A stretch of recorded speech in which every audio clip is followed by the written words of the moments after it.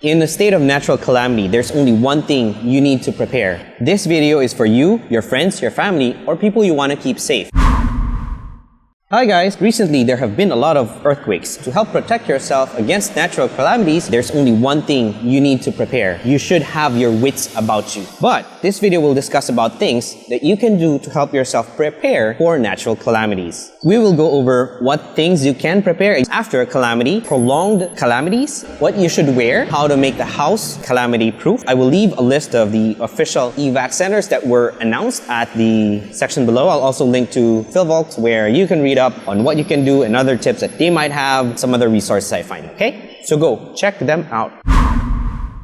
Every time there is a calamity, especially if it's a big one, you should have a continuity plan. Some of the things that you should consider backing up are your hard disks, your papers, your documents, your IDs. Passports, you should have them safe and ready to go. You should have some cash ready, and that's important, especially when something happens, you know what to pull out. You have only a set of small number of tools that you need to pull out in case you have to move somewhere anytime a calamity happens. Especially when there's a lot of rubble, mask and eye protection are good to have. You can protect your basic assets such as your eyes and your breathing, respiration. It's good to have a knife handy, something that can be sheathed so it's safe. Normally a one-sided blade would be good, have a steady grip. Start a fire. To start a fire, people will want to train you how to build flints, but that's like so overrated. What you just need to do is bring a battery and just hook a copper wire around it. You can pick it up from anywhere or any metal object. That will actually cause a fire. This is the main reason why you have a lot of barn fires. Besides those, you can also prepare power banks. You can also prepare Google Maps. Another thing you can do is to examine Google Maps where key institutions are, such as police, hospitals, radio stations, or broadcast TV stations, where they are. When you need help, you can radio for help, medical attention, medical equipment, and so on. Especially water. What you can do to prepare yourself is know the emergency procedures. It's good to know where fire extinguishers are, where the fire hoses are, where the clinic is, who are the evac personnel, who are the people who can help you, where are they situated, like where are the maintenance buildings, or where are they stationed, or where are there extra vehicles that you can use.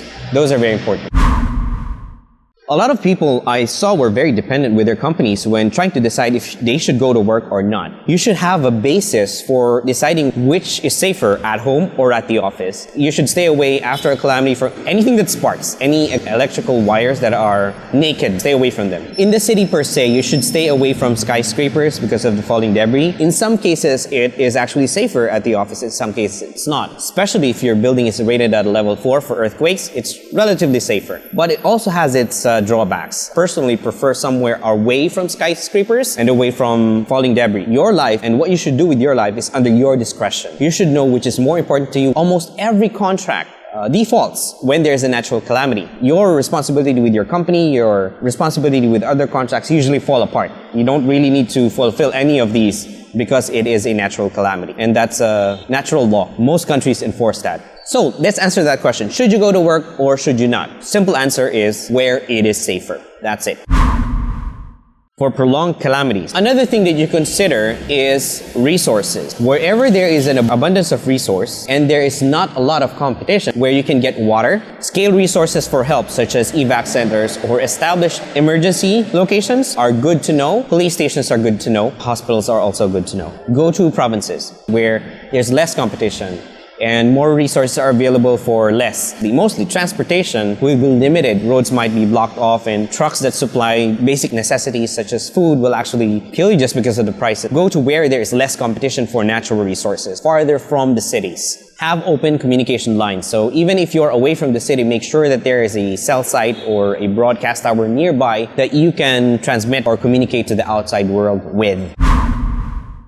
In case of an emergency, you should know what you should wear. If you're in an urban setting, it's very important that you wear clothes that are long sleeved, lab coats or things like that. And you need some sort of insulation. Shoes with rubber soles are very important if in case you need to come across any electrical wiring that is open or you're not sure.